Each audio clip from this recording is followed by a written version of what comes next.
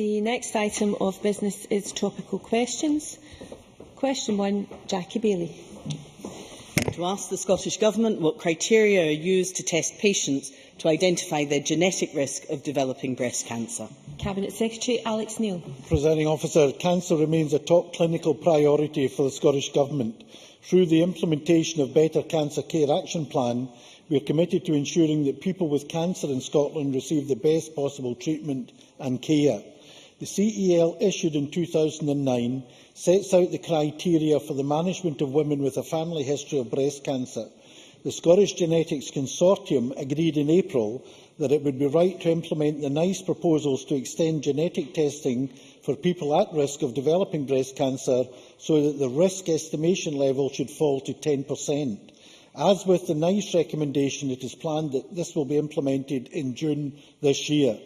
It is, however, important to stress that patient care is ultimately a matter for discussion between the clinician and the patient. This is an excellent opportunity for us to encourage people who have any concerns to go to their GP, who will advise as appropriate. Jackie Baillie. The Cabinet Secretary is obviously aware of the concerns expressed that, following the decision by NICE to enable more women in England with a genetic predisposition to breast cancer to be eligible for screening, that women in Scotland would somehow be disadvantaged. So I therefore very much welcome the Cabinet Secretary's confirmation today that this would be available in Scotland too. I think that is very helpful indeed. The Cabinet Secretary and I agree that early detection and treatment is essential in treating cancer. So would he therefore consider how we could work together to implement Labour's policy to halve the current waiting time to see a cancer specialist and get results in 2 weeks? Alex Neil. Presiding Officer, can I first of all say the Detect It Cancer Early campaign in relation to breast cancer, which was fronted by Elaine C. Smith, has already seen a 50% increase in the number of women presenting at their GPs, and that's a very, very welcome increase as well. But secondly, can I point out to Jackie Baillie, we have made substantial progress in reducing waiting lists and waiting times in relation to cancer, and that's as a result of the additional oncologists, the additional clinical cancer nurses and the additional radiographers recruited in recent years. We will continue to ensure that our targets of 31 days and 62 days respectively are met, and they are being met and exceeded. Jackie Baillie. And I share the Cabinet Secretary's aspiration to do all that we can do, and note the very welcome additional staff that have been put in place, but I think we can go further. And I'm sure that the Cabinet Secretary will also agree that swift treatment for those with cancer all the way through the system is essential.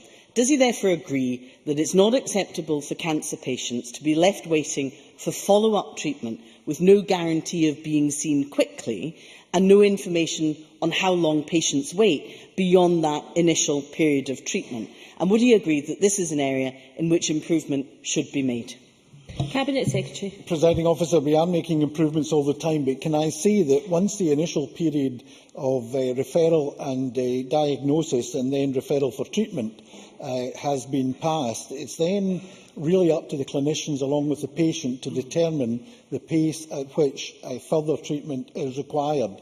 This is already covered in great detail by clinical guidelines, and although we don't have targets for turnaround times the way they do have south of the border, we are absolutely sure that the clinical guidelines are the way to go, because it's very patient-centred. It's what the needs of the particular patient are. And of course, one patient's needs will be very different from another patient's needs. The important thing is to make sure that the whole system, right the way through, is patient-centred. And I would point out that overall, the mortality rates for all sorts of cancers across the board has reduced by 10% over the last 10 years or so, and by 6% in the last 5 years. A welcome development. Thank you, Cabinet Secretary. I have a supplementary question request from Aileen MacLeod.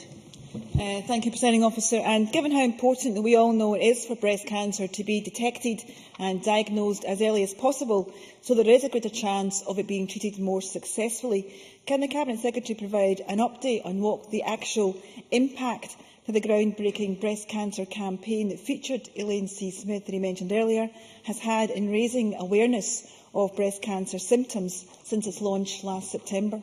Cabinet Secretary. Presiding Officer, as I said earlier, the number of GP consultations relating to breast symptoms increased by approximately 50% during the successful Detect Breast Cancer Early campaign. Approximately 21,000 women consulted their GP with breast symptoms such as lumps, pain or infection. This is a significant increase in the same period in 2011, when there was approximately 13,900 consultations. It's too early to say what impact these consultations have in terms of the rate of diagnosis, but we will publish an evaluation in due course. Thank you very much, Cabinet Secretary. That concludes this afternoon's topical questions, and we will move to the